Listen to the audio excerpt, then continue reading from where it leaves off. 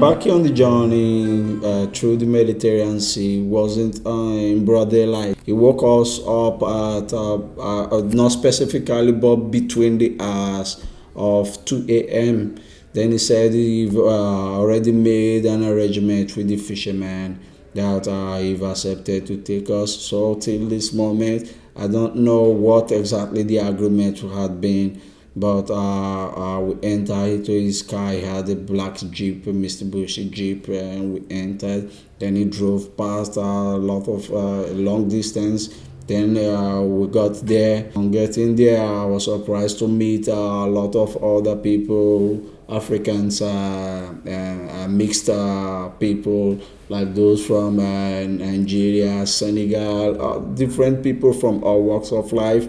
And on interrogation, as in on asking question from one of the crews, a guy sitting close to me said he was waiting to cross too. So I then noticed we were all in the same, almost in the same predicament. I could see a pumped balloon. It's like a boat, but it's goma, plastic balloon, but with air pumped in it. Then I was now imagining how can we enter this. Then some other people were giving words of encouragement. That is, the distance is not so far. I asked if they went back to the journey before. They said that was what they were told. So my boat step alongside with them was because I was not the only person. We were many. At least we all, if everyone is going to die, it's not just going to be me alone. But I just had to shove off the case of death. I made some incantation in my way, praying to God. In Africa, we call it speaking in tongues. I prayed, and I left leaving God with this remark by saying, God, if this is the way you want us to die, at least we've been pushed to the wall. There's no way to move and eat from here. So if I'm going to die in this way, if it's your will, let it be. Then we at about the range of 5, we were all arranged in the boat, including some females, so some with babies. We're close to about 200 or so, if I'm not mistaken. So we had to go on the sea in this wave because it was really a wavy journey. We had to go in the sea for a very long period of time. I thought about, let's assume, 12 hours. Then it was the dawn of the new morning. It was the dawn of the new morning that we started noticing that oh wow, we are in a very big. It was a very big space. A big space covered by water, which you cannot see. If you look at your left, your right, your front, your back, you don't see any object apart from water. Then we started praying hard, praying everybody murmuring their own language. I don't know. Everybody started praying. Then that was when fear entered me. That wow, while it was night, because it was the early hours of the morning, it was really dark. You cannot see so clearly. I thought it was a very short distance. Then I noticed, wow, we're in a big mess.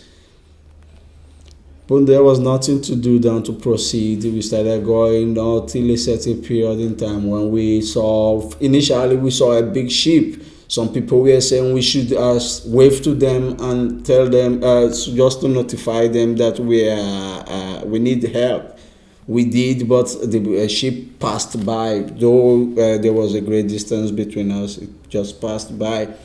Then the balloon burst kept moving on, kept going until we saw another ship coming with it had on it was a white ship. It had on it an Italian flag, and as well as the UN flag too.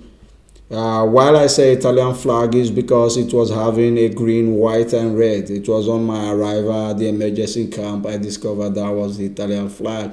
It was that ship that headed towards our direction and stood in some few meter radius. It had to reduce its sailing mode in some few meter radius. Then they came with a microphone and started asking us to keep calm, that they were here to rescue us. They've noticed that we were on the Italian territory. I never knew if Italian had territory on the water. They said they've seen us from their office, that we're on the Italian territory, that they've been trying to monitor us, and they discover us we need rescue.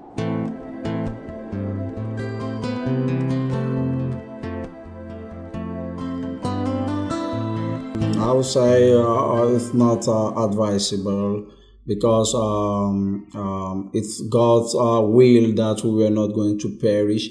While encountering the journey, while on the journey, I personally experienced death. Though not me, but I had experiences of people dying out of starvation, famine, put it that way, hunger, torture, and the stress is it's unexplainable. It's really unexplainable, because if I keep saying it, will just seem as if I'm passing a message. But while speaking, I still feel the piercing, the pains within my heart. It's really hard to bear. But God had His way of keeping us alive even till this moment.